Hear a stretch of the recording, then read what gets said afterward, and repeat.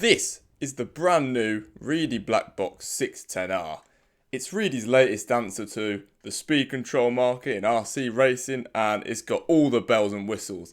It's got faster processor, loads of new settings, and today we're going to be going through all these new settings because there are a lot of them, and all the old settings as well, just to sort of give you an idea of what everything does and around where we run it as well, and a good baseline. So I'll plug my program box in and we'll get straight into it.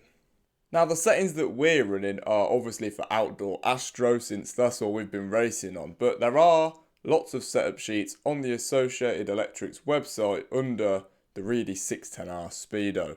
So yeah, I'll go through kind of what we're running and I'll try and explain the effects of what each change will make if you change it. First thing we've got is the mode select. So you can obviously choose standard or expert. Now for racing, I would choose expert because that just unlocks all of the settings. If you go on standard, you get a lot less settings, only a few things that you can change. So for racing, put it on expert. You've got all the settings to mess around with then. Alright, next thing, drag brake. Now this is one which is really sort of person dependent. People seem to really like high drag brake and other people seem to really like no drag brake. For us, we always run it on around 12 on two-wheel drive. Sometimes if there's hairpins or something where you kind of want to let off, then but you don't quite want to brake or the back will slide, sometimes we turn it up to aid a bit of rotation. So yeah, if you turn it up, you can gain more steering, more rotation off power. If you turn it down, your car's going to kind of just run on more in the corners and isn't going to kind of hook in as much off power. So next one is brake strength. Now obviously you can change this on your controller as well, so it's not too critical on here, but if you can try and keep it so it's mostly turned down on here and then on your controller it's kind of between 85 and 100%, that would be ideal.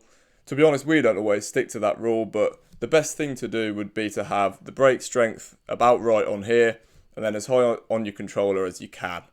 So obviously, again, the brake strength is kind of, you have it as high as you can until the point where it's not uncontrollable, if you know what I mean. So obviously if you had it on 100%, every time you brake, your car will just spin and go off the track. So you want to have it turned down to the point where you've still got strong brakes, but you can brake with confidence and know that your car's not just going to lock up and slide.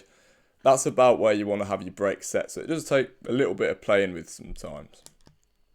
Alright, the initial brake, that is when your controller first registers that you're braking, how much brake that you have. So obviously you want your initial brake to start from where your drag brake is. So at neutral you've got your drag brake, and then when you start pressing the brake you want to go up from there. If you set your initial brake at 0, you'll have your drag brake, and then when you first press the brake it will drop back down to 0 again and start ramping back up again. So always you want to have your initial brake set to your drag brake. Now the brake frequency, we don't mess with this too much. We always run it on 2 kilohertz pretty much. I think it kind of controls the aggression of the brake. So I know quite a lot of people run it lower, maybe like on 1 kilohertz. And I think especially at low speed, if you have a lower value, so if we turned it down to 1, that would make our brakes more aggressive, especially at low speed. And it would just feel more aggressive and more brakes. And the higher you go, kind of the smoother it is, and the less the brakes are going to bind up at low speed, especially. So that's kind of the brake frequency. Now, brake punch. So the way the punch works on this speed control is, I think it's slightly different to the old one in that it goes from 1 to 20. On the old Speedo, it was from 1 to 10. So you've got to watch that. It's from 1 to 20. And the punch on this Speedo seems to control kind of the rate at which things happen. So we'll get to the throttle one in a minute, but I know if you put the throttle punch on 1, then the throttle ramps up really slowly. So I assume a similar thing happens with the brakes. So when you hit the brakes, you kind of just want them to come in straight away, really. So you don't want there to be like a ramp on your brakes. When you get to the end of the straight, you don't want to brake and it go like ramp and come in and take some time. You want it to be there straight away. So we always run it, and we've found that running it higher, nearer 20 is actually where we want the brake punch. So Anywhere kind of between 15 and 20 is where we've been running that. The brake mode, now this is new for the 610R, wasn't in the 510, so we've got traditional. So traditional is where is the same as the 510R. That's the same feeling as what the 510R would have been. But we also have hybrid, which is hybrid, and the other one is linear. So linear, I'll explain hybrid after I've explained this. So linear is supposedly just a different feel to the brake. So I think from what the manual says, it's kind of like it doesn't brake as much at low speed and is kind of like a softer braking feel. We actually haven't messed with this yet, so it's something to play with, how you like the brakes to feel. And hybrid is kind of a mixture of the two. So I think the idea is that it's kind of linear at high speed, and then when you get to low speed, you still get the traditional brakes at low speed as well. So it's kind of a mixture of the two there. Alright, so now we've got to the punch control. So kind of like the brake punch, this is different for the 610R as well. It now goes from 1 to 30, the brake punch is 1 to 20, and in the old Speedo, both were just from 1 to 10. So punch control, 0 to 30. Now, again, this controls effectively the rate at which your throttle can come in. So if you just bang full throttle, if you've got it set on a low value, your throttle can only come in at a certain rate. So I've messed with this actually, like just by revving the car. So like when you put it on 1, if you want to try this, you can put it on 1 and hold full throttle, and you'll hear your car go like and just slowly build up. So we've messed with this a little bit on the track, and we have found that we much prefer it higher. We found if we go like below 10, definitely no. We just don't like it at all. It feels like the Speedo's not doing what your finger's doing, and it just feels completely disconnected if you go below 10. So we've been running it between 20 and 30. To us, that feels the nicest. It actually feels the easiest to drive because it's doing what you're doing. It's not delayed. When we had it too low, it felt like you keep pulling and pulling more throttle, and you think your car's not sliding, so you can just pull more and more. And then because it's still ramping up, it surprises you and suddenly spins out or does something silly. So we prefer it higher to get the instant feedback. A lot of people, do seem to run it lower, so maybe between like 13 and 20, something like that. So probably, I would say anywhere between 10 and 25, you're probably okay. But I wouldn't go below 10. Personally, from what I've tried, it just doesn't feel right to me. So yeah, we've been running it on 25. That is what's felt normal to us so far, and what has just felt the best. So initial throttle 0, that is the amount of throttle that's applied when you first accelerate. So obviously you want to start at 0. When you first pull the trigger, you want it to just start from 0 and ramp up. Now the next thing is the drive frequency. So this is similar to the brake frequency. It's kind of just sort of how smooth, it just affects how smooth kind of the throttle comes in. So again, a lower value is going to be kind of more aggressive at the bottom end. Maybe not really affect the top end, but just more aggressive at the bottom end basically is what it will feel like. So we always run this on like 8, 12, something like that, around there. And yeah, we don't really mess with it. We just kind of leave it where it is. The deadband is kind of like the dead zone that's in your trigger. So you need a little bit of dead zone in your trigger because it's not always going to return to the exact same position. There might be a little bit of wear in it or something, and it's not always going to return to the exact same place. So you need a little bit of wiggle room in the middle to ensure that when you're at neutral, the car is at neutral. This is different to the initial throttle because it's just not registering at that point. It will still start from zero throttle when it starts. That will just be when it begins to register. So we run the deadband on about 6%. I think that's what it comes on. We've never messed with it, to be honest. We just always run it there. And yeah, that's where we have it. Current limit, 100%. We never mess with that. I think it just affects the total amount of current that can be pulled from the Speedo. So when it's under load, it can't, say you put it on 95%, it can only deliver 95% of its capacity of current. So I think it's kind of a way of like smoothing the speedo out, something like that, but we never mess with it. Always leave it on 100.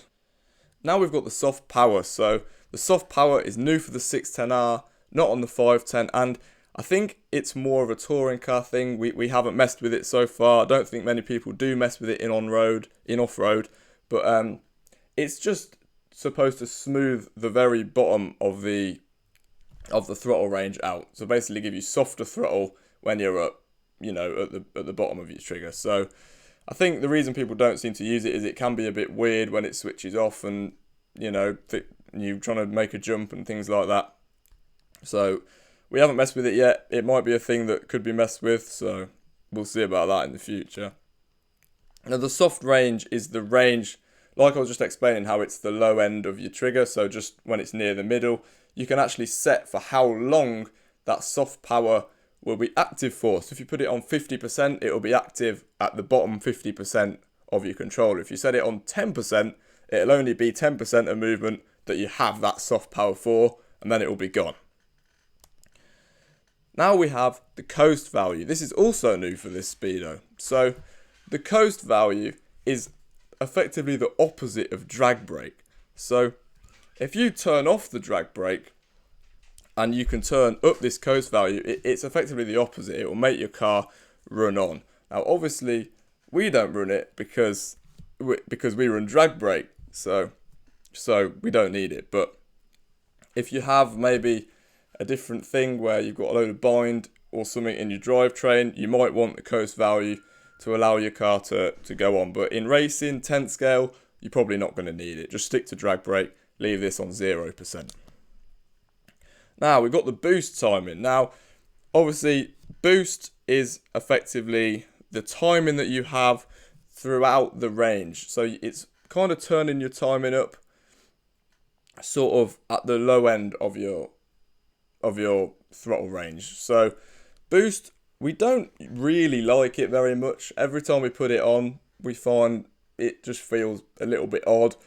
And I think if anytime we get over, say 7, 8, 10, something like that, really it just means that we need to have a faster motor in. So we don't really like it. Normally run it on like 4, 0 to 4, something like that. And if we go any higher, sometimes we just end up putting a higher motor in. So I wouldn't recommend having too much boost. It can be just because it does come in at a point and it can feel, slightly inconsistent in a way. Now the boost timing activation, I think this is also new for this speedo. So you can either have it set so it comes in based on an RPM, so it'll start at a specific RPM and end at a specific RPM, or you can have it so that you've got it automatic where sort of there's an algorithm that works out how much boost you want to have on. So that's actually something we haven't tried yet. That might help. But yeah, so there's something to mess with there. Now, the boost start RPM, this is when the boost timing begins to be ramped in. And then you've got the end RPM, which is where the boost timing is, you've got your maximum boost. So boost end can be confusing because it sounds like your boost ends at that point, but it's not that it's finished, it's not that it switches off, it's that that's when you have all of your boost. So the boost start is when it starts to come in, and the boost end is when you've got all of it. So that's sort of how the boost comes in on the RPM thing. Then you've got your turbo timing. Now the turbo is timing which is only activated when you're on full throttle. So pretty much just for the straight and short little straights you have the turbo. Now turbo is useful because it can, the speedo feels really nice and gentle in the tight infield, and then you get to the straight and you've got loads of power. So it is really useful. Now we always run it maybe between 10 and 20, 10 and 25, something like that. That'd be where the turbo is. So yeah, it's pretty much just when you get on full throttle, how much extra power you're going to get on full throttle. Turbo delay, now that is when you're on the time you get to full throttle, how long your speedo is going to wait until it puts the turbo timing on. So you can set it so that you get to full throttle, then your speedo waits 0.1 of a second, and then it puts your turbo in. Can make it a little bit easier where if you just hit full throttle on a short little straight, it doesn't put your turbo in, so you overshoot the corner. But I don't really like to use the delay. I like to use the next one, which is the slew rate. So I don't have the delay on. I have it set so that there's no delay, but then you use the slew rate, which is how the ramp at which the turbo comes in to control how aggressively the turbo comes in. So like I say, the slew rate is pretty self-explanatory. 15 degrees every 0.1 seconds means that every 0.1 of a second, 15 degrees of your turbo timing will be added until it reaches the end point. So if you've only got 8, it will be finished before the 0.1 seconds. If you've got 30 turbo, it will take 0.2 seconds for all that turbo to come in. So that's that basically. So that's how I control how aggressive the turbo comes in. I don't like the delay because I think the delay just surprises you. You'll be on turbo, you'll be on a short little straight, say between two hairpins, and you'll go full throttle for a little bit, and just before you get to the second hairpin, boom, you'll get all your turbo and miss it by miles. So I don't like turbo delay. It doesn't feel right to me, just surprises you for no reason. So I turn it off and have the slew rate. So as soon as you get to full throttle, you'll have the turbo starting to come in on the ramp, and it will just slowly increase until it reaches your maximum turbo. So you can control that there with the slew rate. The release rate is how quickly your turbo switches off when you leave full throttle. So if you have this low, say you've got to like avoid someone on the straight and you just lift for a little bit, then when you go back on full throttle, you'll still have your turbo effectively. So I set this quite high so it does actually just come off when you do it, because usually if you have to let off for a bit, usually you probably don't want all your turbo instantly when you go back on again. So I have the release rate quite high so that it does just, once I've left full throttle, the turbo is pretty much gone. Obviously then we're into the run mode, which is forward and brake. Sometimes reverse is allowed and you might want reverse, but generally for racing, just forward and brake, that's what you're going to want. Reverse power, that's obviously just how much power you have in reverse. Now for racing, battery cut-off, we have it on no battery cut-off because, you know, you're going around for 5 minutes at full throttle. If it's really hot outside or something, your battery can drop below the voltage that it reads. So we have it turned off for racing. If you're just practicing, might be a good idea to turn it on so that you're not going to kill a battery, anything like that. So obviously there's two settings there. You've got 3.2 volts and 3.4 volts. So you can choose which one you want there for how much you want to protect your battery.